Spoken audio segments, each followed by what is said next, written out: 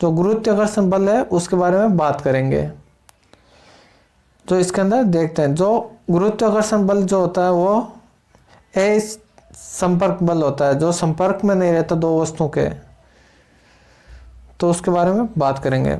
पृथ्वी गुरुत्वाकर्षण क्षेत्र में उपस्थित प्रत्येक वस्तु दूसरी वस्तु पर गुरुत्वाकर्षण बल लगाती है तथा स्वयं भी उनसे गुरुत्वाकर्षण बल का अनुभव करती है।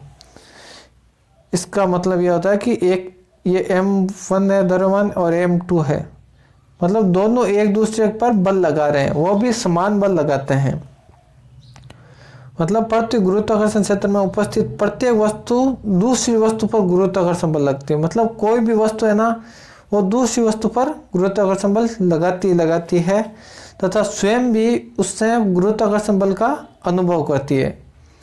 जैसे हम देखते हैं, जब एक वस्तु किसी अन्य वस्तु जैसे हल्की या भारी हो सकती है पर गुरुत्वाकर्षण बल लगाती है तो स्वयं भी उस वस्तु से उतना ही गुरुत्वाकर्षण बल का अनुभव करती है, बस दिशा विपरीत होती है।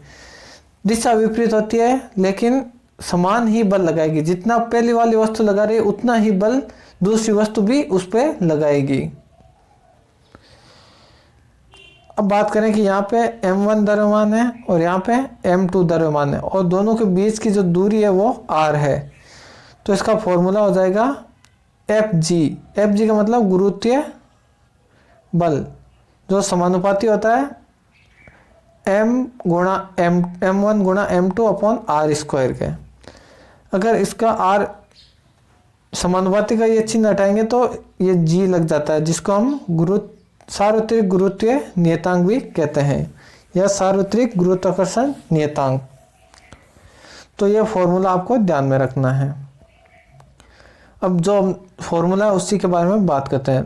दो वस्तुएं जिनके द्रव्यमान m1 व m2 है, यदि उनके बीच की दूरी r मीटर हो, उन वस्तुओं के मध्य लगने वाला गुरुत्वाकर्षण बल दोनों द्रव्यमानों के गुणनफल के समानुपाती तथा उनके बीच की दूरी के व्युत्क्रमानुपाती होता है। मतलब r स्क्वायर के तो व्युत्क्रमानुपाती है और m1 m2 के समानुपाती है उनके गुणनफल के। तो यहाँ पे लिखा है उसी के बारे में वापस बताया है। अब बात करते हैं कि g की वैल्यू कितनी है। g की वैल्यू होती है 6.67 × 10⁻⁻11 न्यूटन गुणा मीटर स्क्वायर। तो इसको ध्यान में रखना है, या किलोग्राम स्क्वायर। अब बात करते हैं कि यदि दो वस्तु है m1 और m2, उन दोनों के बीच में कोई लोहे का ब्लॉक रख देते हैं, कोई भी लोहे का एक ब्लॉक रख देते हैं, तो गुरुत्वाकर्षण पर कुछ इफेक्ट पड़ेगा क्या, वो देखते हैं। दो वस्तुओं के बीच गुरुत्वाकर्षण बल उनके बीच के माध्यम पर निर्भर नहीं करता है। आप कोई सी भी वस्तु अगर रख दो उस पर कोई डिपेंड नहीं करेगा, वो मतलब उसका कोई इफेक्ट नहीं रहेगा। जैसे आप जो ये वीडियो देख रहे हैं अभी और मैं यहाँ पे बैठा हूँ, तो हम दोनों के बीच में भी गुरुत्वाकर्षण बल लग रहा है। चाहे बीच के अंदर कितनी भी वस्तुएं रख दो, लेकिन वो बल जरूर कार्य करता है। यहाँ से अमेरिका में बैठे किसी भी व्यक्ति के अगर हम बीच में अगर कितनी वस्तुएं आती है, लेकिन दोनों के बीच समान गुरुत्वाकर्षण बल लगेगा। तो इसको ध्यान में रखना है, उसके माध्यम पर कोई भी निर्भरता नहीं रहती है। गुरुत्वाकर्षण बल प्राकृतिक बलों में सबसे दुर्बल बल। तो प्राकृतिक जो बल होता है उसमें सबसे दुर्बल बल गुरुत्वाकर्षण बल को मानते हैं, लेकिन इसकी प्रास या रेंज होती है वो सबसे अधिक होती है। आप कहीं पे भी चले जाओ, हमारे बीच में समान गुरुत्वाकर्षण बल कार्य करेगा। जैसे F बराबर m a जो त्वरण होता है वो भी गुरुत्वीय त्वरण होता है, तो इसको ध्यान में रखना है।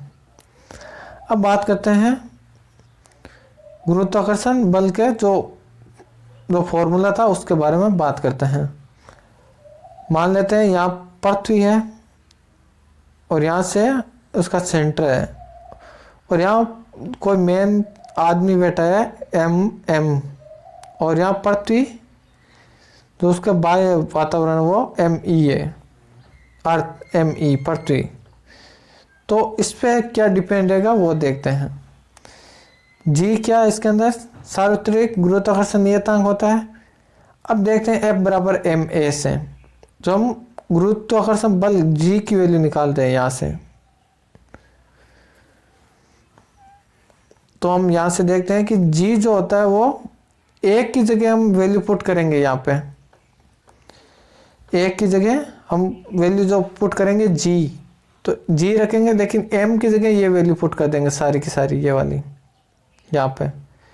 तो हमारे पास जो जी की वैल्यू आएगी निकल के, वो आएगी जी एम ई, जो अर्थ का द्रव्यमान अपॉन आर स्क्वायर। तो जी की जो वैल्यू होती है वो 9.8 मीटर पर सेकंड होती है, इसको भी ध्यान में रखना है। तो नया फॉर्मूला आएगा वो ये याद रखना आपको गुरुत्वाकर्षण बल का।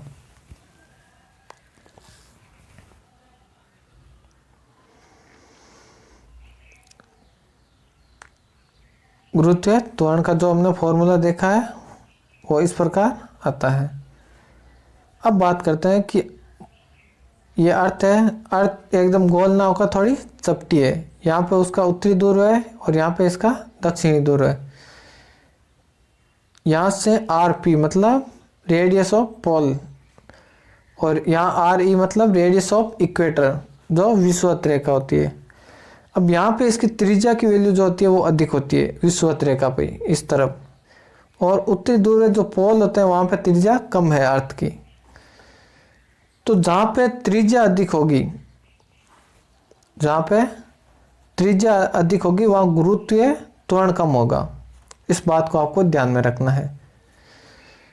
तो देखो यहाँ पे क्या दिया है, यहाँ पे त्रिज्या अधिक है, रेडियस ऑफ इक्वेटर अधिक है, रेडियस ऑफ पोल्स है।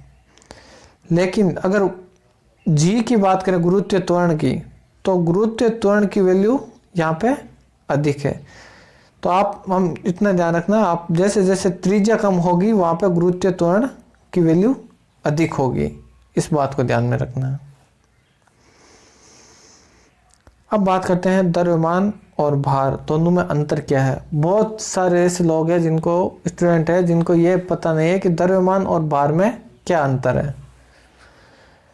पदार्थ, द्रव्य या मैटर की मात्रा वस्तु का द्रव्यमान कहलाती है। पदार्थ, द्रव्य या मैटर की मात्रा वस्तु का द्रव्यमान कहलाती है। मात्रक, इसकी यूनिट की बात करें तो वो होता है किलोग्राम, मात्रक होता है किलोग्राम, और सीजीएस में बात करें तो ग्राम इसका मात्रक हो जाता है। द्रव्यमान अदिश राशि होती है। अब ऐसे तो हम बोल नहीं सकते कि इतना किलोग्राम उत्तर दिशा की ओर, मतलब दिशा नहीं आ रही है ना, तो अदिश राशि हो गई, इसको हम एम से प्रदर्शित करते हैं। और भार, वेट की बात करें, वेट एक प्रकार का बल ही है। वस्तु के द्रव्यमान व गुरुत्वाकर्षण त्वरण जी का गुणनफल वस्तु का भार कहलाता है। वस्तु का द्रव्यमान और गुरुत्वाकर्षण जो त्वरण होता है उन दोनों का गुणनफल ही भार कहलाता है। जैसे हम देखते हैं फॉर्मूला होता है हमारे पास m/f बराबर ma। m जो द्रव्यमान है और a जो होता है वो त्वरण होता है। यहाँ पे किसका यूज कर रहे हैं, गुरुत्वीय त्वरण का। तो ये दोनों में डिफरेंस होता है, एक प्रकार का बल है, ये भी एक प्रकार का बल ही होता है भार। तो इस बात को आपको हमेशा याद रखना है। और इसकी मात्रक बात करें तो इसका मात्रक हो जाएगा, जो बल का होता है वही होता है न्यूटन और डाइन होगा, और किलोग्राम मीटर पर सेकंड स्क्वायर हो जाएगा।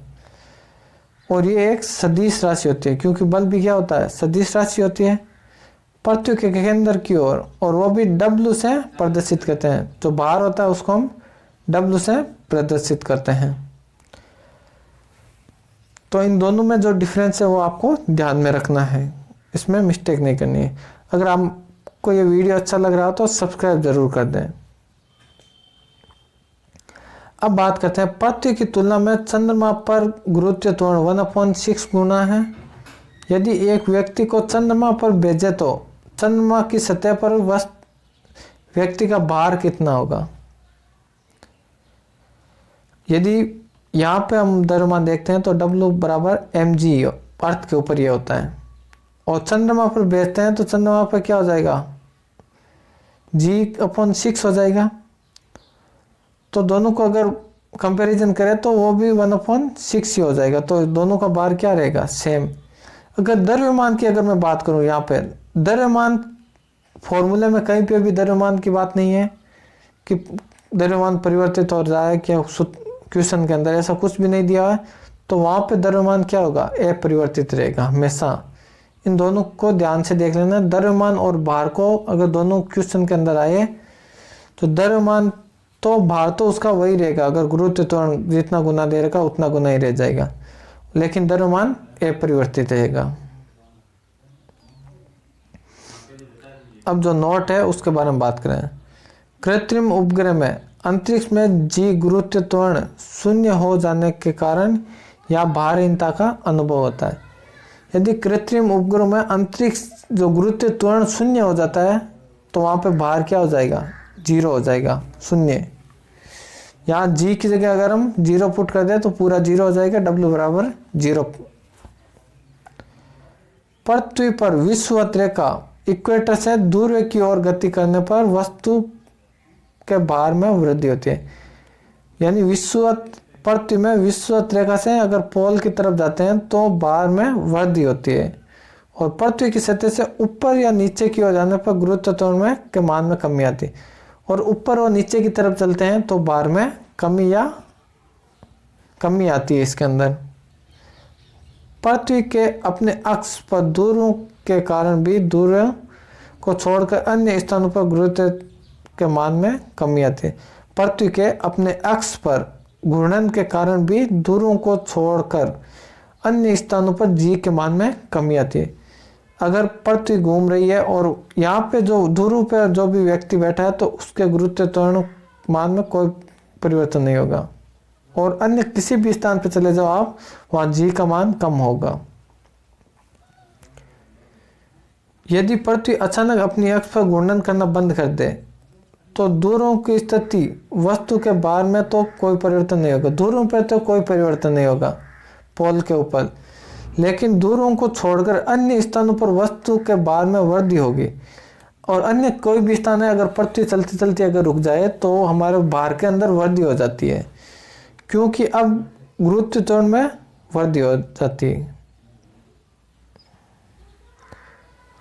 अब लिफ्ट का जो किस प्रकार कार्य करती है वो देखते हैं। यदि लिफ्ट ऊपर की ओर ए त्वरण से त्वरित गति कर रही है, प्रभावी गुरुत्वाकर्षण या गुरुत्व त्वरण एक व्यक्ति को अपना भार बढ़ा हुआ प्रतीत कर। इसके कहने का मतलब है, यदि लिफ्ट ऊपर की ओर ए त्वरण से त्वरित गति करे तो प्रभावी जो गुरुत्वाकर्षण त्वरण होगा वो बढ़ जाएगा, जी प्लस ए हो जाएगा। मतलब गुरुत्व त्वरण और त्वरण दोनों प्लस हो जाएंगे, मतलब ऐड हो जाएंगे, तो अपना भार बढ़ा हुआ प्रतीत करते हैं जब ऊपर की ओर जाते हैं। यदि लिफ्ट नीचे की ओर ए त्वरण से गति करती है तो प्रभावी जो गुरुत्व त्वरण होता है जो वो माइनस हो जाएगा। ऐसे में व्यक्ति का भार जो होता है वो कमी महसूस होती है, मतलब जो व्यक्ति का गुरुत्व त्वरण है वो कम हो जाता है, तो उसका भार में भी कमी आने लगती है। यदि लिफ्ट की केबल टूट जाए तो प्रभावी गुरुत्व त्वरण शून्य हो जाने से व्यक्ति को भारहीनता महसूस होती है। इसमें क्या होता है कि जब लिफ्ट की केबल अगर टूट जाए तो प्रभावी गुरुत्व त्वरण होता है वो शून्य हो जाता है, क्योंकि व्यक्ति भारहीनता महसूस करता है उस समय। Thanks for watching. आपको वीडियो अच्छा लगा तो सब्सक्राइब जरूर कर दें। बहुत बहुत धन्यवाद।